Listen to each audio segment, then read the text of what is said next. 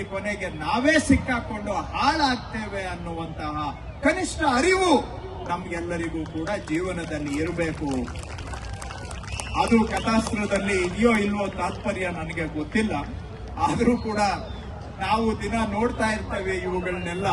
ಸಣ್ಣ ಪುಟ್ಟ ಅಧಿಕಾರ ಸಿಕ್ಕಾಗ ನಮ್ಮಂತವ್ರು ಹೇಗೆ ಕಾಲ್ ಮೇಲೆ ಭೂಮಿ ನಿಲ್ಲದೆ ಆಕಾಶದಲ್ಲಿ ಹಾರಿ ಕೊನೆಗೆ ಯಾವತ್ತೋ ಒಂದಿನ ಪಾತಾಳಕ್ಕೆ ಬೀಳ್ತೀವಿ, ಆ ರೀತಿ ಆಗದ ಹಾಗೆ ಇಂತಹ ಪುರಾಣ ನಮಗೆಲ್ಲರಿಗೂ ಕೂಡ ಪ್ರೇರಣೆ ಆಗಲಿ, ಮಾರ್ಗದರ್ಶನ ಮಾಡಲಿ ಅಂತ ನಾನು ಈ ಸಂದರ್ಭದಲ್ಲಿ ಹಾರೈಸ್ತೇನೆ.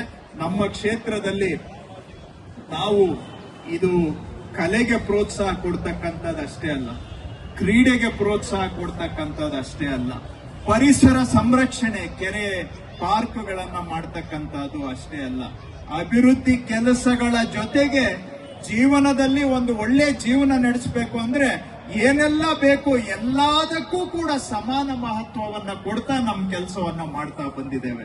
ಡೆವಲಪ್ಮೆಂಟು ಮಾಡ್ತೇವೆ, ಅದರ ಜೊತೆಗೆ ಸಾಂಸ್ಕೃತಿಕ cultural programmes, sports programmes, environmental programmes, ಎಜುಕೇಶನ್ಗೆ ಪ್ರೋತ್ಸಾಹ, ಇವೆಲ್ಲವೂ ಕೂಡ. ಯಾಕಂದ್ರೆ ನಾವು ಒಳ್ಳೆ ಸಮಾಜದಲ್ಲಿ ಬದುಕಬೇಕಾದ್ರೆ, ಒಳ್ಳೆ ಗುಣಮಟ್ಟದ ಜೀವನ ಇರಬೇಕಾದ್ರೆ, ಕ್ವಾಲಿಟಿ ಆಫ್ ಲೈಫ್ ಚೆನ್ನಾಗಿರ್ಬೇಕು ಅಂದ್ರೆ ಜೀವನದಲ್ಲಿ ಎಲ್ಲವೂ ಬೇಕು.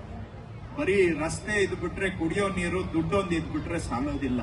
ನಾವು ಇವತ್ತು ಸ್ವಲ್ಪ ಎಲ್ಲರಿಗೂ ದುಡ್ಡು ಬೇಕು. ನಾವೆಲ್ಲ ಪ್ರಪಂಚದಲ್ಲಿ ಇವತ್ತು ಸಂಪಾದನೆ ಹಿಂದೆ ಶರವೇಗದಲ್ಲಿ ಓಡ್ತಾ ಇದ್ದೇವೆ. ಆದ್ರೆ ದುಡ್ಡಿನಿಂದ ಮಾತ್ರ ಜೀವನ ಆಗೋದಿಲ್ಲ. ಜೀವನದಲ್ಲಿ ಸದಭಿರುಚಿಗಳನ್ನ ಇಟ್ಕೊಂಡ್ರೆ ಆವಾಗ ಮಾತ್ರ ನಾವು ಒಳ್ಳೆ ಜೀವನ ನಡೆಸಲಿಕ್ಕೆ ಸಾಧ್ಯ. ಆ ಉದ್ದೇಶದಿಂದ ನಾವು ಈ ಎಲ್ಲಾ ಕಾರ್ಯಕ್ರಮಗಳನ್ನ ಮಾಡ್ತಾ ಇದ್ದೇವೆ.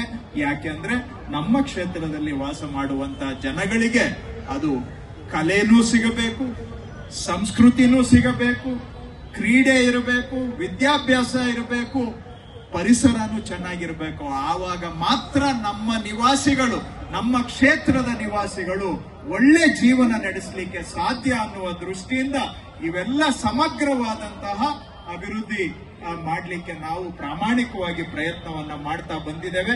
ಅದರಲ್ಲಿ ಒಂದು ಭಾಗ ಈ ಇಂದಿನ ಮಹಾಶಿವೋತ್ಸವ. ಇದೊಂದು ಸಾಂಸ್ಕೃತಿಕ ಹಬ್ಬ. ನೀವೆಲ್ಲರೂ ಬಂದು ಭಾಗವಹಿಸಿದ್ದೀರಾ, ಯಶಸ್ಸು ಮಾಡಿದ್ದೀರಾ. ನಾಡಿನ ಹೆಸರಾಂತ ಕಲಾವಿದರು, ಪ್ರಭಾತ್ ಕಲಾವಿದರು ಇವತ್ತು ನಮ್ಮ ದೇಶದಲ್ಲಿ ಅಷ್ಟೇ ಅಲ್ಲ, ಪ್ರಪಂಚದ ನಾನಾ ದೇಶಗಳಿಗೆ ಹೋಗಿ ನಮ್ಮ ದೇಶದ ಕಲೆಯನ್ನ ಪ್ರದರ್ಶನ ಮಾಡಿ ನಮ್ಮ ಬೆಂಗಳೂರಿಗೆ, ನಮ್ಮ ದೇಶಕ್ಕೆ ಒಳ್ಳೆ ಗೌರವವನ್ನು ತಂದುಕೊಟ್ಟಿರ್ತಕ್ಕಂತಹ ಪ್ರಭಾತ್ ಕಲಾವಿದರು ನಮ್ಮ ಬೆಂಗಳೂರಿನ ಹೆಮ್ಮೆ, ಕರ್ನಾಟಕದ ಹೆಮ್ಮೆ. ನಮ್ಮ ಕ್ಷೇತ್ರಕ್ಕೆ ಬಂದು ನಮಗೆಲ್ಲರಿಗೂ ಕೂಡ ಕಲೆಯ ರಸದೌಟವನ್ನ ಉಣಿಸ್ಲಿಕ್ಕೆ ಬಂದಿದ್ದಾರೆ. ತಾವೆಲ್ಲರೂ ಕೂಡ ಅದನ್ನ ಆನಂದಿಸಬೇಕು ಅಂತೇಳಿ ನಿಮ್ಮೆಲ್ಲರ ಪರವಾಗಿ ಮತ್ತೊಮ್ಮೆ ನಾನು ಅವರಿಗೆ ಸ್ವಾಗತವನ್ನ ಬಯಸಿ ಮತ್ತೊಮ್ಮೆ ತಮ್ಮೆಲ್ಲರಿಗೂ ಶಿವರಾತ್ರಿಯ ಶುಭಾಶಯಗಳು. ತಮ್ಮೆಲ್ಲರಿಗೂ ಒಳ್ಳೆಯದಾಗ್ಲಿ. ನಮಸ್ಕಾರ.